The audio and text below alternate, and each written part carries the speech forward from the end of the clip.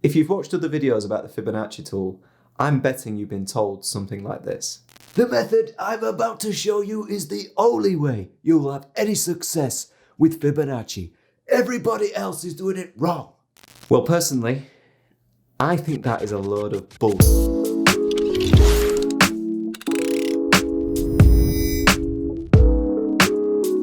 Hello traders, I'm Luke from Disciplined Trader. In this video, I want to prove the internet marketers wrong and show you that there are actually a variety of ways to use the Fibonacci tool, not just one.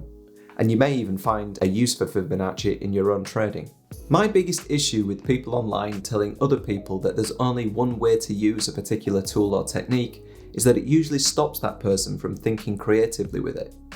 They don't know how you trade or what you might discover in your own trading if given the chance. So if you see someone in the future telling you there's only one use for something, just take that with a pinch of salt, because it could stop you finding a different use for that tool or technique that really enhances your trading. Anyway, Fibonacci. Traders use what is called the Fibonacci retracement and extension tools in trading to find what are thought to be significant price levels within a market. Typically, the Fibonacci retracement tool will be used to find support and resistance levels following a strong move in the market. The extension tool will be used to find trade targets for those trades taken from those support and resistance levels. But what exactly is Fibonacci? So Fibonacci refers to a sequence of numbers. That sequence is 0, 1, 1, 2, 3, 5, 8, 13, 21, 34, 55, 89, and so it continues. This sequence starts with 0 and 1 and is made by adding the previous two numbers together to get the next number in the sequence. 0 plus 1 is 1, 1 plus 1 is 2, 1 plus 2 is 3, 2 plus 3 is 5, and so it continues. It was first described in India many hundreds of years ago, but was made more popular in the West by a chap called Leonardo Bonacci. The name Fibonacci comes from the shortening of Filius Bonacci, meaning son of Bonacci. This sequence of numbers is seen a lot in nature, from the number of petals on a flower, to the number of spirals on a pine cone, to even the shape of my ear when plotted as a curve. Yeah, sequence of numbers. What has this got to do with trading? Well, the ratios derived by dividing numbers from the sequence by other numbers from the sequence are thought to have significance when plotted on a price chart. Traders use these ratios to find strong price levels following a strong move in the market in a particular direction. Let me demonstrate. Here we have the start of the Fibonacci sequence. Taking one of these numbers, 144, and dividing it by the number one placed to the right in the sequence, 233, gives us an answer of 0.618. This ratio is known as the golden ratio and is seen all over nature, music, art, and other places. This is generally seen as the most important of all the Fibonacci ratios. By dividing other numbers in the sequence, we can get a variety of different ratios that are thought to be significant when plotted on a chart. The main ratios used by Fibonacci traders are 0.236, 0.382, 0.5, 0.618, 0.786, 1, 1.272, 1.618, 2.618, and 4.236. 0.5 and 1 aren't actually Fibonacci levels, but are usually included by Fibonacci traders as they are seen as key psychological levels. Although these are the most commonly used levels, there are no rules to say that these are the correct levels. You could use these levels if you wanted, or you could just use some of these levels, or you could test some entirely different Fibonacci levels. When approaching a new methodology like Fibonacci, I think it's best to be open-minded, because when you experiment with it, you might find something that really benefits your style of trading. And really, that's all that matters. Yeah, mathematical ratios. What has this got to do with trading? Well, let me show you how these levels are plotted and typically used on a price chart. The first thing a typical Fibonacci trader is looking for is a significant move in a particular direction. Once price has made a significant move in a particular direction and is starting to retrace, the Fibonacci retracement tool can be applied to that price move to find the key Fibonacci retracement levels. This is done by plotting the tool from the starting point to the end point of the price move in question. The retracement tool will then paint the retracement levels on the chart.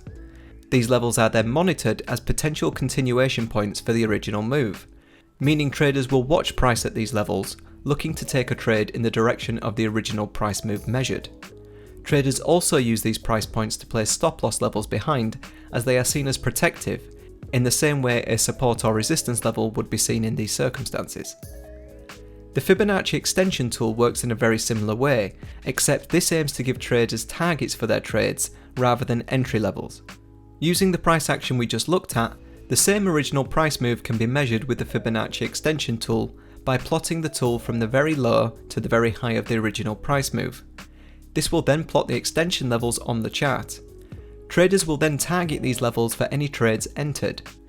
It's worth noting that a lot of platforms don't have separate tools for retracements and extensions. Often the tool will just be called a Fibonacci retracement tool, but it will still calculate the extension points, as I'll demonstrate later in the video. However, don't feel that you've got to limit yourself to just these uses when it comes to Fibonacci. For example, you could quite easily use the Fibonacci retracement levels as targets for early reversal trades, or you could use the Fibonacci extension levels as reversal points. You could even measure them differently. For example, I know traders sometimes measure the actual price retracement rather than the original price move when they're calculating their Fibonacci extensions. My point is this: if you can find an edge with a tool, regardless of how it was made or how it's typically used, then that is all that matters. It does not matter if you use something in what seems to be an unconventional way. And for me, that really applies to most analytical techniques in trading. As with all forms of technical analysis though, this is not a silver bullet. This is something that you can use in conjunction with other analytical methods to gain an edge in the markets. Trading success equals edge plus discipline. Fibonacci isn't without its critics in trading. The main gripe being that the levels identified by the Fibonacci tools just aren't that accurate when it comes to finding levels of support and resistance and trade targets. You may see charts where the Fibonacci levels have been plotted and price just seems to repeatedly ignore these levels, making them really difficult to use. My personal counter to this criticism is that there are no tools or techniques in trading that work every time. If they did, it would be really easy. It's our jobs as traders to determine in what situations the tools we use put the probabilities in our favour, and that's all it boils down to. And you won't know when the probabilities are in your favour without a lot of backtesting. If you just start using a new tool on your chart and expect to see results straight away, you're never going to find an approach that's going to work for you long term. You may also hear people say something like, "Oh, Fibonacci is an art, not a science." And I don't subscribe to that at all.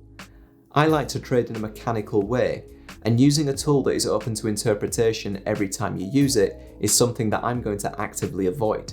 So my personal advice would be, if you are going to use Fibonacci in your trading, to use it in a consistent way every time. You should have backtested your approach, and so you should know when to and when not to trade using the tools you have. Right, let me demonstrate how to use these Fibonacci tools on your charting platforms. Using the Fibonacci tool on your charts is very easy. First I'll demonstrate how to do this on MT4 and then TradingView. I'll be using my ACY Securities MetaTrader 4 platform. If you want to check ACY Securities out, I'll leave my affiliate link in the description below. You can find the Fibonacci tool on the Line Studies toolbar that should be across the top of your screen. If you can't see this, go to the View menu across the top of the screen, click Toolbars, and then select Line Studies.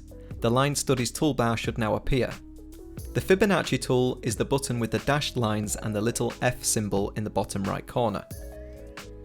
Once you have selected the tool, just click on the chart where the price move you want to measure starts and then drag your cursor to the point where the same price move ends and let go. You should now see the Fibonacci retracement levels for that price move plotted on the chart. You may notice that by default, MT4 will also plot a couple of extension levels. This is because MT4 doesn't have a separate extension tool. You can configure the tool to your liking by double-clicking on the tool once plotted to select it. You should see two small dots appear once selected. then right click on it and select Fibo Properties. Here you can amend the Fibonacci levels that are plotted with the tool in the Fibo Levels tab. You can double click on any of the existing levels in the list on the left hand side to change these. Just be aware you will need to change both entries. The box on the left is the actual level plotted and the box on the right is the label for that level. Or you can manually add and delete levels using the buttons on the right hand side of the menu. For example, to add the 1.618 extension level, I can click the Add button on the right hand side and a new entry will appear in the list on the left. I can then add the level I want and a corresponding label to the list. Pro tip: when adding the extension levels to this list, it's easier to add it as a negative value rather than a positive, as it will add the level in the direction of the price move. You can see I have added the 1.272 extension level to this tool. You'll also notice that this is plotted above the measured price move rather than below it in the direction I want to trade. You can redraw the fib tool the other way around and the extension levels will now be in the correct place, but the retracement levels now won't be plotted correctly. So what you can do is use negative values for the extension levels. So instead of adding 1.272, instead add minus 0.272, because we only want to see a 27.2% increase on the original price move, and this will plot that level in the same direction as the price move and plot the retracement levels correctly as well. So for any extension levels you want to plot, just take away one and then turn it negative. You can also customize the color of the tool, the line type, and the thickness of the lines using the options at the bottom of the menu box. Another useful setting is the Draw Object as Background setting, which can be enabled by clicking on the Common tab and then checking the checkbox next to the Draw Object as Background. This will plot the Fibonacci tool behind the candles to make the price action easier to see if preferred. You can also manually set the start and end points for the tool in the Parameters tab and select which time frames the tool is visible on in the Visualization tab. TradingView. To use the Fibonacci tool in TradingView, click the little arrow on the side of the Gann and Fibonacci Tools button to reveal the full list of tools on the left hand side. Then select the Fibonacci Retracement tool. You can click the small star icon to the right of the tool to add this to your favourites toolbar. Then, as with MT4, just click on the chart where you want to start measuring the price move from and then click again where the price move finishes. The tool will then plot the retracement levels and extension levels on the chart for you. To access the settings for the tool, simply double click on the tool and the settings window will appear. Here you can change the levels that are plotted. You can check the checkbox next to any of the levels listed to enable or disable them. You can also edit any of the levels by clicking in the text field and entering the level you want to see. As I demonstrated with MT4, it's easier to set the extension levels as negative values, as this will plot the extension levels in the direction of the original move, when measured from start to finish. You can also set a line colour for each individual fib level by clicking the colour box next to each level entry. There are a variety of other style settings for this tab for the tool, as well as a coordinates tab for manually setting the start and end points for the tool, and a visibility tab to choose which time frames the tool is visible on. If you want to learn more about Fibonacci trading, then you can check out the webinar that ACY Securities have produced with Duncan Cooper.